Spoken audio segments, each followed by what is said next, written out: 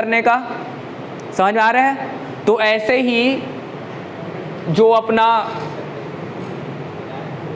किसान संपदा योजना है उसके कुछ और कंपोनेंट्स हैं जो कि क्या है, mega food park, integrated cold chain, agro processing cluster, backward and forward linkage.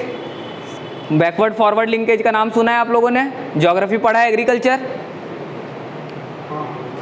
एक मशीन है, ठीक है, जहाँ पे रॉ मटेरियल आएगा, ये वाला साइड कुछ लिंकेज होगा, यहाँ पे फूड बना, इसको क्या करना है, दूसरी जगह ले जाना है। कितने एंटिटी हो गए, जमीन, मशीन, ट्रांसपोर्टेशन, ठीक है, 3 सेक्टर होते क्या अपने पास, समझ में आ रहा है। Backward linkage and forward linkage, पीछे से लाना कैसे है सामान और उस सामान को निकालना कैसे है बाहर। अब थोड़ा सा हंसने वाली बात है ना, याद कैसे करें। कुछ लोग होते हैं जो घर में 2 दरवाजे रखते है ना, घर वाले घर से बाहर गए हैं, करे क्या, सामने गेट से लाए, है ना, पता चला कि घर वाले आ रहे हैं, पीछे गेट से निकाल दिए, तो आने वाला एंट्री, ठीक है, बैकवर्ड लिंकेज, इधर से जाने के लिए फॉरवर्ड। क्लियर है, क्योंकि वो लड़का फॉरवर्ड था ना, समझ रहे हो, याद रहेगा। क्लियर है, चलो। Food safety and quality assurance infrastructure, इसके अलावा expansion of preservation capacity, preserve करके रखना है, जो फॉर्म है उसी में अगर संरक्षण करना हो उसको क्या बोलते हैं हम लोग, प्रिजर्वेशन, ठीक है। और कंजर्वेशन मतलब वो फॉर्म चेंज भी हो सकता। कंजर्वेशन का काम कैसा होता, कंजर्व करना है ना, हम लोग को संरक्षित करना है कैसे भी करके, वो हम लोग कहाँ भी करें। प्रिजर्व का काम क्या होता है, जो फॉर्म है उसी फॉर्म में होना चाहिए, वो समझ में आ रहा है। प्रिजर्वेशन और कंजर्वेशन में ये एक डिफरेंस है। इसके अलावा ह्यूमन रिसोर्स एंड इंस्टीट्यूशन, ये ऑब्वियस सी बात है, हमेशा की तरह ज़रूरी नहीं है इसको समझाना, है ना। जब तक नॉलेज ही नहीं होगा किसी के पास तो वो आगे काम करेगा कैसे, ठीक है। अब मुझे बनना है मजदूर, ठीक है, लेकिन मुझे हथौड़ा उठाना ही नहीं आता, तो मैं काम कर सकता क्या, नहीं। तो ह्यूमन रिसोर्स का काम क्या होता है, वो जिस फील्ड में काम कर रहे हैं उसका नॉलेज तो हो, पहली बात उसके पास, नहीं रहा तो दिक्कत है। तो फूड प्रोसेसिंग संपदा की बात करनी है तो उनके पास नॉलेज होना चाहिए, मतलब वो ह्यूमन रिसोर्स होने चाहिए, और उन रिसोर्सेज को बनाने के लिए क्या होना चाहिए, एक इंस्टीट्यूशन होना चाहिए। क्लियर है, याद रहेगा। हो गया ये भी कंप्लीट। इसके अलावा अब नेशनल टेक्निकल टेक्सटाइल मिशन, ऐसा कुछ सा दिख रहा है, मुझे कुछ ना समझ में आ रहा है इसमें क्या लिखा है, लेकिन मुझे इतना समझ में आ रहा है कि कुछ ना टेक्निकल टेक्सटाइल लिखा है। टेक्सटाइल का मतलब मुझे पता है कि कपड़ा होता है ना, टेक्सटाइल का मतलब कपड़ा होता है, और टेक्निकल का मतलब मशीन होगा यार, कुछ भी, है ना। अब वो कौन सा मशीन है वो ढूंढ लेंगे। कपड़े का यूज़ करना है मशीन्स में, तो क्या हो जाएगा वो, टेक्निकल टेक्सटाइल। कैसे, एक कार होता, उसके सीट होते, उस सीट में कवर लगता, उस सीट में कवर लगेगा, क्या वो एक टाइप का टेक्निकल टेक्सटाइल है, समझ में आया। Geo textile, mobile textile, sports textile. Football का कपड़ा होता, वो खुद में एक अलग टाइप का वैरायटी होता कपड़े का, है ना। ऐसा तो नहीं है कि हमारा जो शर्ट बना है उसी को सीसा के बना दिए भैया बढ़िया सा, है ना, एक लात मारे फट गया तुरंत। तो कंपनी वाले, कंपनी तो छोड़ो, उपभोक्ता हमको आके पीटेंगे कि कैसा बनाया होगी, कपड़ा कोई सील के दे दिए हो, अच्छा नहीं लगेगा ना। इसलिए थोड़ा टेक्नोलॉजिकल नॉलेज, ठीक है, समझ में आ रहा है। नहीं, अभी आप लोग को मजाक लग रहा है कि मैं क्या बोल रहा हूँ, तो डेफिनेशन भी उसका ऐसा ही कुछ है। What are technical textile, are functional fabrics, है ना। फंक्शनल फैब्रिक होते एक टाइप के, that have application across industries, machine में इंडस्ट्री, ठीक है, including automobile, civil engineering, construction, agriculture, health care, industrial safety, personal protection etcetera. एक बात बताओ, कोरोना चल रहा था, आप लोग को अपने कपड़े पहन के जाने क्यों नहीं दे रहा था? आपको रुमाल बांध के जाने क्यों नहीं दे रहा था? क्यों बोल रहे थे कि भैया वो मास्क लगा के आओ? क्यों बोला जा रहा था कि पीपीई किट पहन के आओ? कुछ उसका फैब्रिक अलग होगा तब ना। याद है शार्क टैंक में एक लेडी आई थी जो नैनो टेक्नोलॉजी से एक कपड़ा बनाई थी, है ना, हैदराबाद की जो थी, मतलब वो इंडस्ट्री खोल के रखी थी, है ना। एक टाइप का फैब्रिक है वो, और वो थोड़ा उसका वैरायटी अलग है, तब उसको इंक्लूड किया गया। ऐसे टोटल कितना है अपने पास? 12। ठीक है, उनके नाम दिए गए हैं आपको एग्जाम्पल भी दिया गया होगा। ठीक है, समझ में आएगा? याद हो जाएगा? अब तो नहीं बोलोगे टेक्निकल टेक्सटाइल क्या होता है ना। वर्ड को तोड़ दो, नहीं समझ आता तो। मुझे भी नहीं समझ आ रहा था, तोड़ के जोड़ लो, याद रहेगा। चलो, एक क्वेश्चन है, इसका आंसर अभी आप लोग को नहीं देना है, जस्ट इन केस आप घर पहुंच जाओगे, है ना, उसके बाद मुझे बताना कि जैसे ये अप्रूव्ड किया गया है किसके द्वारा? Cabinet committee on economic affairs, इसके द्वारा कुछ और रिकमेंडेशन किया जाता है ना। इस रिकमेंडेशन मतलब ये किस चीज़ के लिए बहुत ज़्यादा इंपॉर्टेंट रिकमेंडेशन देता है, वो पर्टिकुलर टॉपिक क्या है वो कमेंट करना मेरे को, ठीक है।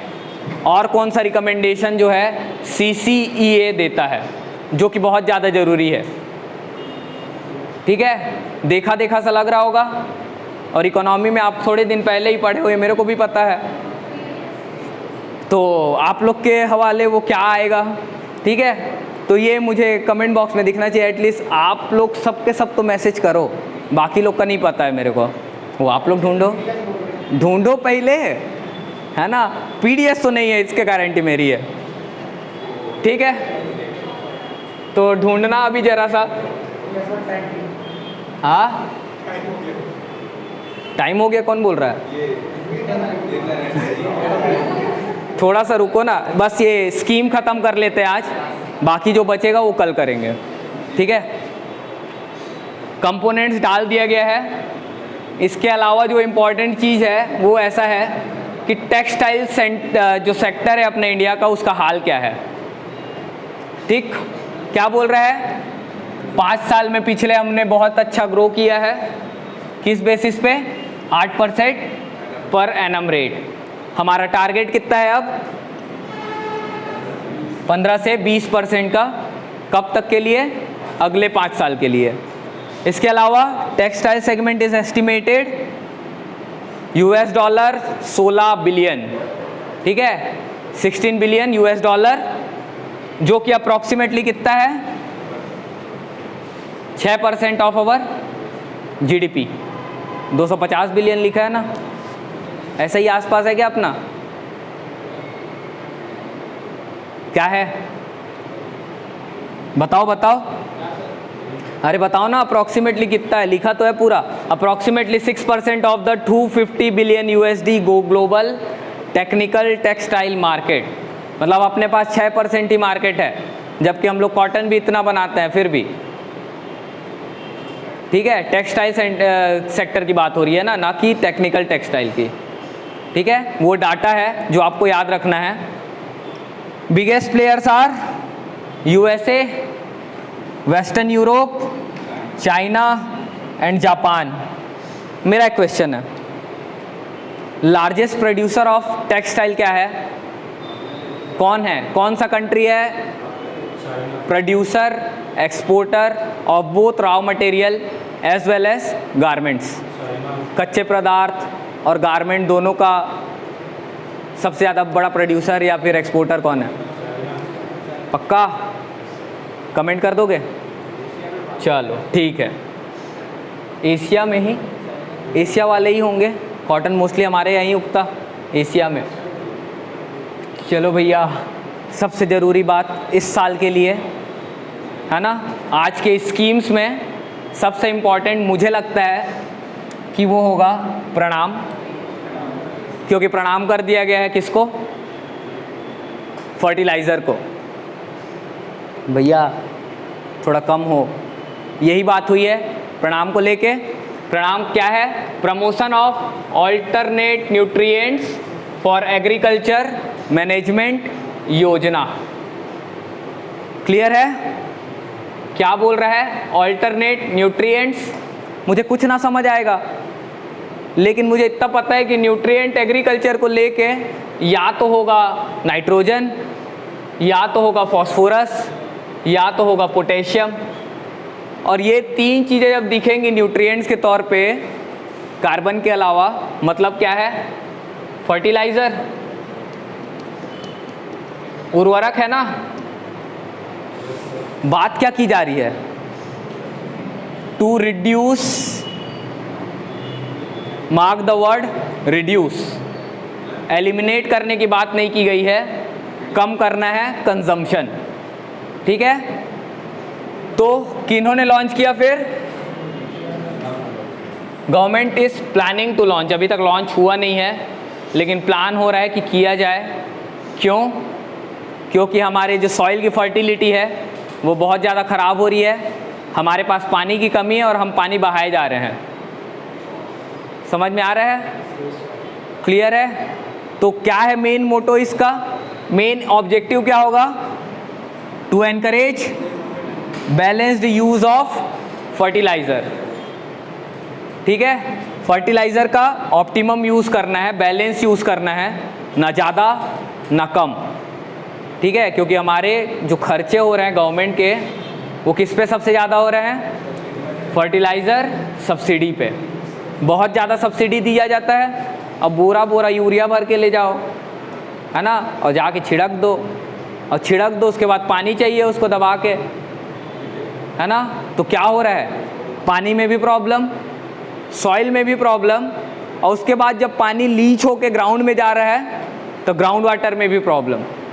ज़मीन के नीचे जो पानी होता है, जहाँ से बोर खोद के हम लोग निकालते हैं, वो भी कंटेमिनेटेड आते हैं आजकल। समझ में आ रहा है? क्यों उसमें आयरन के कंटेंट ज़्यादा आ रहे हैं? क्यों उसमें आर्सेनिक आ रहा? क्यों उसमें यूरेनियम आ रहा? समझ में आ रहा है? क्यों हम लोग ज़्यादा बीमार पड़ रहे हैं? क्यों हमको डिसेंट्री हो रही? क्यों हम लोग बार बार लोटा लेके जा रहे हैं? सीधी सी बात है। ये सब की वजह क्या है? फर्टिलाइज़र का ओवर यूज़। क्लियर है? तालाबों में भी ऐसा होता ना कि सफ़ेद सफ़ेद झाग दिखने लग जाते, एल्गम ब्लूम बोलते हैं, at a kind of eutrophication. ठीक है? यूट्रोफिक लेक बोलते हैं उसको। क्लियर है? अब इसके अलावा conjunction with bio fertilizer and organic fertilizer. एक question, what do you understand by bio fertilizer? Bio fertilizer देख के क्या समझ आता है और ऑर्गेनिक फर्टिलाइज़र देख के क्या समझ आता है? किसमें? ऑर्गेनिक में कार्बन कंटेंट है, ठीक है, न्यूट्रिएंट कंटेंट है, तो बायो में? बायो का मतलब एक चीज़ समझ आता, कुछ ना समझ आए तो कोई जिंदा चीज़ हो, है ना, कोई भी चीज़ जो लिविंग हो, उसको हम लोग क्या बोलते हैं? बायो। क्योंकि इसीलिए पढ़ते भी है ना बायोलॉजी, और उसमें भी हिंदी में जब लिखते हैं तो क्या बोलते हैं? जीव विज्ञान।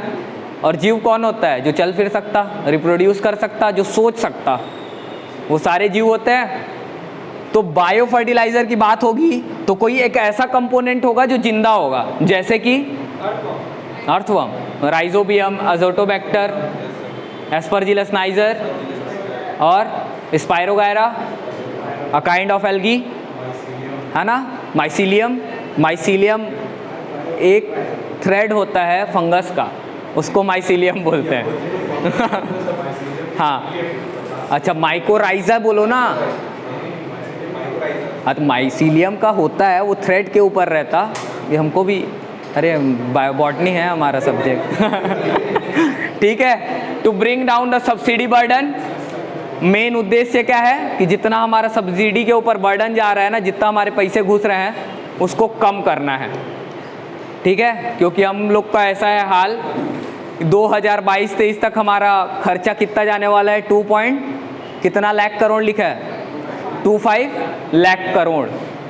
क्लियर है, जो कि 39% ज़्यादा हो जाएगा 2021 के फिगर से 1.62 लाख करोड़। ठीक है, क्लियर है। फीचर्स है, इसको मन किया तो याद कर लेना, नहीं किया तो कोई बात नहीं, लेकिन एम याद होना चाहिए कि क्या होना है। ठीक है, ये डाटा दिया गया है। ठीक है, यूरिया है, di ammonium phosphate, muriate of potash that is potassium chloride, उसके अलावा nitrogen, phosphorus, potassium and S sulphur. Clear है, याद रहेगा। रुको ना, अब एक दो और बस बचा है एकदम से बिल्कुल। नेशनल लॉजिस्टिक्स पॉलिसी, ठीक है, 2020 में लॉजिस्टिक पॉलिसी लाया गया है। लॉजिस्टिक का मतलब क्या होता है, किसी तरह से देखा जाए ना तो ट्रांसपोर्ट से रिलेटेड है। क्यों लाया गया होगा, क्योंकि हमारा ट्रांसपोर्टेशन का कॉस्ट ज़्यादा है, इसलिए पॉलिसी लाया गया है। समझ में आ रहा है, लॉजिस्टिक की बात की गई है ना। लॉजिस्टिक हम लोग बोलते क्या है, एक ऐसा इंडस्ट्री होगा जो कुरियर इधर ले जा रहा, उधर ले जा रहा, गाड़ी को उससे उधर ले जा रहा, फिर वहाँ ले जा रहा। पेट्रोल का खर्चा बहुत ज़्यादा है, इसलिए हमारा ट्रांसपोर्टेशन का कॉस्ट ज़्यादा है, और ट्रांसपोर्टेशन का कॉस्ट ज़्यादा है तो पॉलिसी लाके इसको कम करने की बात की जाएगी। ठीक है, तो एम क्या हो गया पॉलिसी का, reengineering, digitisation, multi modal transport, अलग अलग मोड में होना चाहिए ट्रांसपोर्ट। सबसे सस्ता वे क्या है, वाटरवेज। ठीक है, इसके अलावा सबसे महंगा एयरवेज। समझ में आ रहा है, लेकिन अगर हम लोग को जल्दी ले जाना है सबसे तो एयरवेज ही काम आएगा, और कभी बहुत लंबा ले जाना है तो वाटरवेज, और कभी लैंड पे ही ले जाना है तो रेलवेज। ठीक है, कम दूरी के लिए रोडवेज। ठीक है, उस हिसाब से मल्टी मोडल ट्रांसपोर्ट कर सकते हैं हम लोग, जगह के हिसाब से चेंज करेंगे, पॉलिसी रहेगा। ठीक है, हाई लॉजिस्टिकल कॉस्ट इम्पैक्ट डाल रहा है हमारे गवर्नमेंट पे, बर्डन चल रहा है इस ये चीज़ को भी लेके। क्यों, क्योंकि ट्रांसपोर्टेशन हाई होगा तो हम जो प्रोड्यूस बनाए हैं वो महंगा भी तो पड़ेगा खरीदने में। जितना ज़्यादा वो ट्रैवल करेगा उतना ज़्यादा महंगाई किसको पड़ेगा, कंज्यूमर पे। और कंज्यूमर मान लेते कि इंटरनेशनल मार्केट में हुआ तो हमारा जो प्रोड्यूस है उसका तो जो क्या बोलना चाहिए अपना अट्रैक्शन है वो कम हो जाएगा ना। क्यों, क्योंकि उससे सस्ते जो माल है वो पहले ही उधर बिक रहे हैं, कॉम्पिटिटिवनेस कम हो जाएगा। तो पॉलिसी का मेन मुद्दा क्या होगा, ट्रांसपोर्टेशन कॉस्ट को कम करना है। ठीक है, अब एक बात और, लॉजिस्टिक की बात की गई है तो इसको लेके वर्ल्ड बैंक का खुद का एक क्या है इंडेक्स है, जिसको क्या बोला जाता, लॉजिस्टिक परफॉर्मेंस इंडेक्स। क्लियर है, लॉजिस्टिक परफॉर्मेंस इंडेक्स निकाला किसके द्वारा जाता है पूछा तो वर्ल्ड बैंक के द्वारा। ठीक है, इंडिया का रैंक अभी तक 2018 में जो लास्ट आया उसके हिसाब से कौन सा है, 44वां, 44th। ठीक है, ये मेंशन्ड है। क्लियर, एक्सपोर्ट डेस्टिनेशन बनाना है, हमारा एज ऑफ डूइंग बिजनेस होना चाहिए, है ना। एज ऑफ डूइंग बिजनेस के अंदर एक कंपोनेंट लॉजिस्टिक का भी है, ट्रांसपोर्टेशन का। तो कहीं से याद ना आए तो घूम फिरा के लॉजिस्टिक परफॉर्मेंस इंडेक्स कौन लॉन्च करता है पूछा तो वर्ल्ड बैंक, है ना। कैसे भी करके एज ऑफ डूइंग बिजनेस भी तो वही करता ना, समझ गए। एक हिसाब से देखें ना तो लॉजिस्टिक परफॉर्मेंस इंडेक्स ना एक टाइप का कुरियर सर्विस है जो पूरे दुनिया में चलता है। ठीक है, देखता है कि ये वाला कुरियर सर्विस ज़्यादा अच्छे से काम कर रहा है या फिर वो दूसरा वाला, कंपैरिजन चलता है। समझ में आ रहा है, उस हिसाब से रैंकिंग करता। तो इंडिया में भी रैंकिंग होगा एक हिसाब से उस पर। इंडिया अभी तो फिलहाल 44th पे है, लेकिन विद इन इंडिया कौन है भैया बताओ। गुजराती लोग ट्रांसपोर्ट के मामले में ना बहुत आगे होते। है ना, उनका दिमाग भी जितना दौड़ता बिजनेस में ना, उतना उनकी गाड़ियाँ भी दौड़ती है, समझ रहे हो। तो पहला कौन रहेगा, गुजरात। और उसके बाद कुछ लोग और जिनको गाड़ियों से बहुत ज़्यादा प्यार है, कौन होते हैं, हरियाणा, पंजाब। अब उसके बाद rising star, superstar, dancing star, है ना, तमिलनाडु। फिर क्या बोल रहे मुंबई की पब्लिक, है ना, हम भी मचाएंगे, तो वो है, समझ में आया, ये याद रहेगा। चलो, जल जीवन मिशन मोस्टली किसके ऊपर डिपेंडेंट है, ड्रिंकिंग सेफ वाटर, जिसकी क्वालिटी अच्छी होनी चाहिए, एक प्रेस्क्राइब्ड स्टैंडर्ड होना चाहिए। वही बात है, मिनिस्ट्री ऑफ जल शक्ति इम्पॉर्टेंट है, क्यों, क्योंकि वो इम्प्लीमेंटिंग अथॉरिटी है, नोडल एजेंसी वही है। ये विज़न से ना ऑब्जेक्टिव मिशन सब जुड़ जाएंगे। बस ये 3 लाइन को पढ़ के सोचना कि ऑब्जेक्टिव क्या बनाए जा सकते हैं। क्यों, क्योंकि यहाँ पे बात किया गया है सप्लाई का, तो ऑब्जेक्टिव और मिशन में वो सप्लाई कैसे करना है उसकी बात करेगा। अब सप्लाई किया जा रहा है, नल लगा दिए गए हैं, तो उसको मॉनिटर करना है कि नल में पानी आ रहा है कि नहीं, कि ऐसा ना हो कि 3 नल लगा दिए गए हैं, एक में गर्म पानी, एक में ठंडा, और जिसको नहाने का नहीं वो नीचे बैठो रे बाबा, है ना। तो वो मॉनिटरिंग भी चलेगी। क्लियर है, याद रहेगा। और क्या बोल रहा है, एडिक्वेट क्वांटिटी बोल रहा है, तो स्टैंडर्ड का भी बात करेगा मॉनिटरिंग के लिए, ठीक है। प्रेस्क्राइब क्वालिटी भी खुद से ही लिख दिया है, तो क्वालिटी भी चेक करेगा मॉनिटरिंग के थ्रू। मतलब ये 3 लाइन अगर याद रहा ना, तो ऑब्जेक्टिव भी याद, मिशन भी याद, और हम लोग कितने पानी में है ये भी याद। समझ में आ रहा है। अब ये चीज़ एग्जैक्टली गवर्नमेंट की साइड से निकाली गई है, तो इसमें कोई फेरबदल किया नहीं जा सकता, ठीक है। तो रटना होगा तो एज इट इज़ रट लेना, लेकिन कुछ कीवर्ड निकाल लेना कि ये वर्ड याद रखना है, बाकी सब चीज़ मैं भूल गया तो चलेगा। क्लियर, पक्का। चलो, यूएस स्टार्टअप सेतु लास्ट है, ये कंफर्म लास्ट है। अब इसके लिए जो मेन इंफॉर्मेशन था वो है, कॉमर्स एंड इंडस्ट्री के मिनिस्टर कौन है, पीयूष गोयल, जिन्होंने लॉन्च किया है। मेन इंपॉर्टेंट प्लेस कौन सा है, बे एरिया ऑफ सैन फ्रांसिस्को, ठीक है, सैन फ्रांसिस्को इन यूएसए की कैलिफोर्निया, कैलिफोर्निया यूएसए में ही आता है, और कनाडा के पास भी तो है कैलिफोर्निया, थोड़ा सा नहीं है। चलो चलो बढ़िया है, यूएस का है, इसीलिए नाम भी रखा गया है यूएस सेतु, है ना। यूएस स्टार्टअप सेतु किसने लॉन्च किया, पीयूष गोयल ने। किस लिए, एंटरप्रेन्योरशिप को बढ़ाने के लिए। एंटरप्रेन्योर्स क्या होते पता है ना आप लोग को, पैसा लगाने वाले, है ना। वो जैसे मैं था कुछ दिन पहले एंटरप्रेन्योर, अकेले काम कर रहा था बिना कॉस्ट के, अब आ गया तो इधर हायर कर लिया गया, है ना। सर्विस सेक्टर है एक टाइप का। क्लियर है, याद रहेगा। अब इतना पढ़ोगे तो ये मार्क का सिनोनिम्स पढ़ ले, एक्रोनिम, ये जो भी बोलते, क्या बोलते हैं इसको, निमोनिक, उसको पूरा देख लेना क्या होता है।